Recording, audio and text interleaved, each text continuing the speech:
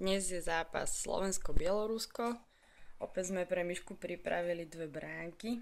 V každej je rovnaká dobrota, teda slnečnica a osené vločky. Po hodení mincov nám vyšlo, že Slovensko bude zase na tejto strane, Bielorusko na tejto strane. To upravujeme. No, Miška sa už nevie dočkať.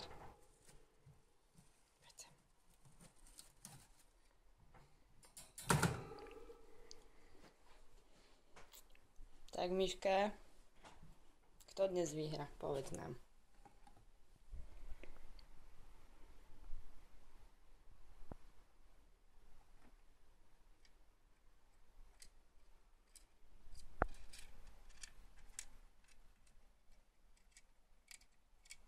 Tak je to asi jasné.